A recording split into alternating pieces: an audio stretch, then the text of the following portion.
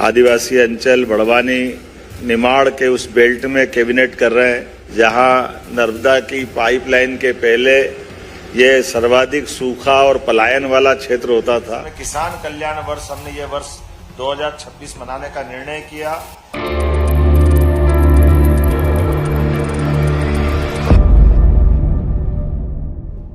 किसान कल्याण वर्ष 2026 के अंतर्गत किसानों के हित को लेकर कृषि कैबिनेट बैठक का आयोजन किया गया। जनजातीय अंचल में पहली बार कृषि कैबिनेट बैठक आयोजित हुई। मुख्यमंत्री डॉक्टर मोहन यादव ने इस बैठक की अध्यक्षता की। विभिन्न विभाग के मंत्रीगण शामिल रहे।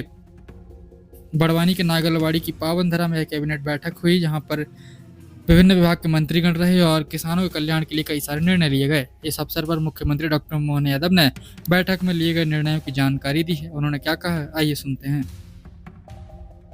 आज हमने अपने किसान कल्याण वर्ष के पूर्व घोषित कार्यक्रम के अनुसार आदिवासी अंचल बड़वानी निमाड़ के उस बेल्ट में कैबिनेट कर रहे हैं जहां नर्मदा की पाइपलाइन के पहले ये सर्वाधिक सूखा और पलायन वाला क्षेत्र होता था। आज हमारी सिंचाई के कारण से ही यहाँ के सामान्य टेम्परेचर में 2 से 3 डिग्री का टेम्परेचर कम हुआ है। ये सिंचाई का रकबा बढ़ने का कारण है। और इसी में एक और बात, नर्मदा वैली के माध्यम से जैसे सरदार सरोवर माननीय नरेंद्र मोदी जी के टाइम से उस वैली पे काम हुआ, बाद में अपनी पूर्ववर्ती सभी सरकारों ने बेहतर काम किया। आज सभी प्रकार की फसल में सबसे उन्नत खेती का सब प्रयोग अगर हो रहे हैं तो इस अंचल में हो रहे हैं। ऐसे भीलड़ देवदी का भी अद्भुत स्थान हम सब में से गए हैं। अभी जो नहीं गए वो भी जाके दर्शन करना, तो हमको लगेगा कि वाकई भीलड़ देव जी का अपना चरित्र, उनका अपना इतिहास रहा है। यहाँ इस क्षेत्र में आध्यात्मिक ऐसे महापुरुषों की श्रृंखला है और भीलड़ देव जी के प्रति भी अत्यंत श्रद्धा है।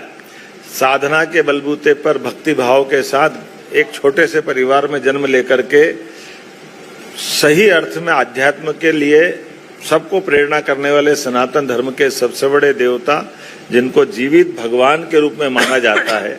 एक बंगाल का जादूगर था, उस काल में वो जादू वादू के चक्कर में कई बार बेवकूफ बनाता था, तो ये यहाँ से जाकर के बंगाल में उसको चुनौती देकर के खुलेआम और उसको उस चुनौती में परास्त करके सच्चे अर्थों में आध्यात्मिक जो साधना होती है उस मार्ग के बलबूते पर और बड़ा केंद्र ने बड़ा स्थान हासिल किया है। यही सिंगाजी का थर्मल पावर, सिंगाजी का स्थान भी है। दादा धुनी वाले का खंडवा में आनंद है, एक रोटी वाले का अलग प्रकार का, एक एक करके ऐसे कई सारे चमत्कारी नर्मदा जी के किनारे ऐसी कई सारी आध्यात्मिक हमारी श्रद्धा की बहुत सारी प्रतिमूर्तियां हैं। इस समय किसान कल्याण वर्ष हमने ये वर्ष 2026 मनाने का निर्णय किया। इसी परिप्रेक्ष्य में अलग अलग अंचल में कृषि कैबिनेट और किसानों से जुड़ करके खेतों के साथ टेंट तंबू में भी किसान की नीतियों को बनाने का निर्णय फलीभूत हो, क्षेत्रीय प्राथमिकता को जगह मिले, ऐसे कई योजनाओं के बलबूते पर आज कई प्रकार के रंगारंग कार्यक्रमों के साथ इस आयोजन के साथ कृषि कैबिनेट भी जुड़ी है।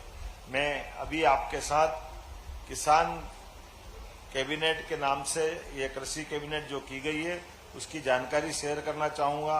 उल्लेखनीय है कि हमने नांगलवाड़ी में बड़वानी के अंदर ये कृषि कैबिनेट जो आयोजित की है, जिसमें किसानों के कल्याण के लिए संबद्ध 6 महत्वपूर्ण विभागों की 16 योजनाओं में अलग अलग निर्णय लिए हैं। 27,746 करोड़ के इन कृषि आधारित किसानों के लिए इस राशि के साथ बीते समय हमने विधानसभा के दरमियान उड़द प्रोत्साहन, ये देश में पहली बार हुआ जब हमने दलहन के लिए तीसरी फसल के माध्यम से 600 रुपये प्रति क्विंटल का बोनस प्रारंभ किया, जिसके आधार पर 4.15 लाख हेक्टेयर में इसकी बोनी संभावित है।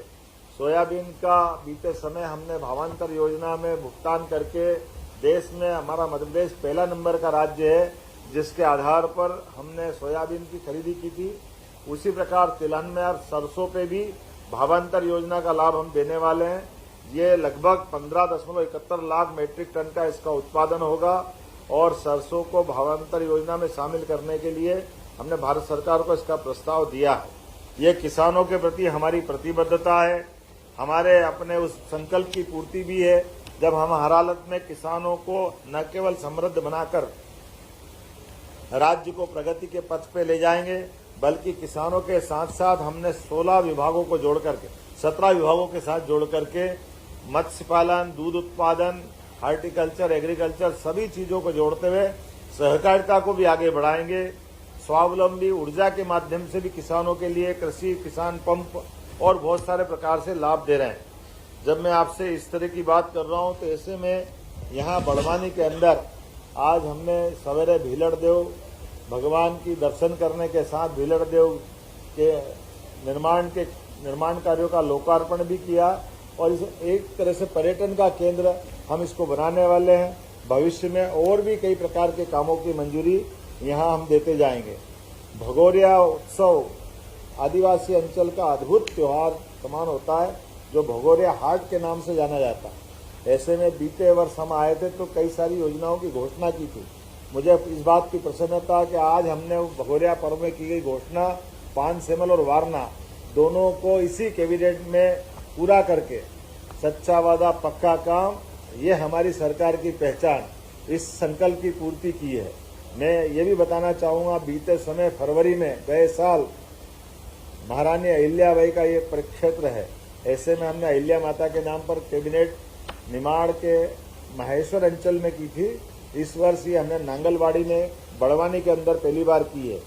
ऐसे में मुझे कई सारी चीजें लोगों को बताई गई कि यहाँ पर केला, मिर्च, आम, सब्जियां, इसका लगभग 30,660 से ज्यादा हेक्टेयर में उत्पादन हो रहा है और फूड प्रोसेसिंग की भी बड़ी संभावना है। औद्यानिक फसलों के उत्पादन में भी वृद्धि होगी तो प्रोसेसिंग मार्केटिंग को बढ़ावा देने के लिए क्लस्टर विकास में अधोसंरचना विकास, cold storage, grading, packing, salting, औद्यानिक फसलों की भंडारण क्षमता बढ़ाने के साथ साथ मूल रूप से नई आधुनिक सब्जी मंडी की आवश्यकता है। तो मैं आपके माध्यम से घोषणा करना चाहूँगा कि बड़वानी के अंदर सभी प्रकार के किसानों की फसलों के लिए नए प्रकार की आधुनिक सब्जी मंडी बनाई जाएगी ताकि किसानों को उनकी उपज का उचित दाम मिले और प्रोसेसिंग के माध्यम से राज्य में समृद्धि आए। इसी प्रकार से हमारे बड़वानी के पाटी सूक्ष्म उद्यम सिंचाई परियोजना के माध्यम से कई प्रकार की संभावना है, जिसके लिए हमने 2026-27 में माइक्रो इरिगेशन के सिस्टम के आधार पर लगभग 5,940 हेक्टेयर में इस सिंचाई का हमने निर्णय लिया और उसके आधार पर 7,986 किसानों को इसका लाभ मिलेगा, जिसके आधार पर वो कृषि कल्याण वर्ष में अपने फसल का उत्पादन बढ़ा करके आत्मनिर्भर होने की दिशा में बढ़ेंगे। एक और सुझाव आया है, कृषि कल्याण वर्ष में बड़वानी में खेतिया कृषि उपज मंडी को आदर्श उपज मंडी बनाया जाए ताकि खेतिया मंडी के कपास और मक्के की जो प्रमुख खेती है इसमें भी इसका लाभ मिले। इसमें लगभग 10 करोड़ की लागत आएगी। इस खेतिया को भी हम कृषि उपज मंडी बनाने की घोषणा कर रहे हैं। इसी के साथ साथ बड़वानी जिले के 25 किसानों को प्राकृतिक खेती का मास्टर ट्रेनर बना रहे हैं। उल्लेखनीय कि मध्य प्रदेश देश के अंदर एकमात्र ऐसा राज्य है जो अपने प्राकृतिक खेती के लिए सब पूरे देश में जाना जाता है। ऐसे में हमारे यहाँ और प्राकृतिक खेती को बढ़ावा मिले, ऐसे में 25 किसानों को मास्टर ट्रेनर बना करके प्रदेश के बाहर प्रशिक्षण में भेजने का निर्णय भी हमारी सरकार के द्वारा लिया जा रहा है। ऐसे में इन मास्टर ट्रेनर के बलबूते पर निमाड़ और निमाड़ के बाद बाकी क्षेत्रों में भी यही क्रम जारी रहेगा।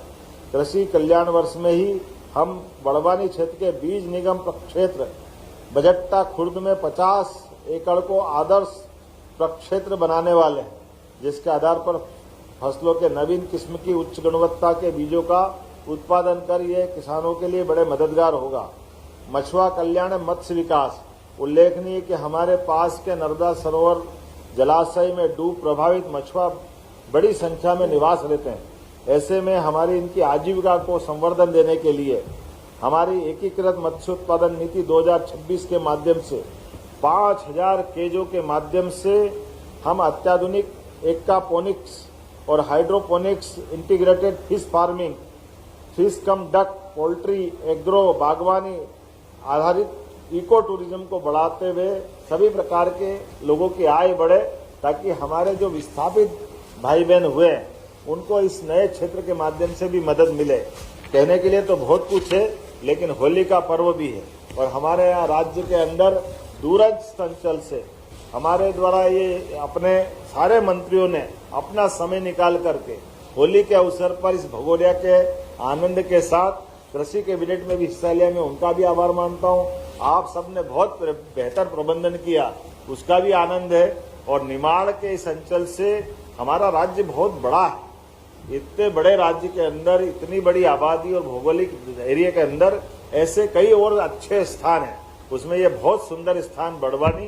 पहली बार हमारे कई लोग आए, मैंने सबसे निवेदन किया कि वो अपने क्षेत्र से, अपने परिवार वालों से, सबके साथ भी यहाँ आते रहे। ये मैंने निवेदन किया और सब लोगों ने इससे सहर्ष स्वीकृति दी। मेरी अपनी ओर से इस प्रेस ब्रीफिंग में करीब करीब सारी बातें आ गई। अब कोई आवश्यक प्रश्न हो तो आप में से, जनता के साथ किसानों से जुड़ा विषय, खासकर भगोरिया पर्व के साथ अब भगोरिया में भी जाने वाले हैं, इसलिए उसको ध्यान में रखते हुए क्वेश्चन रखें।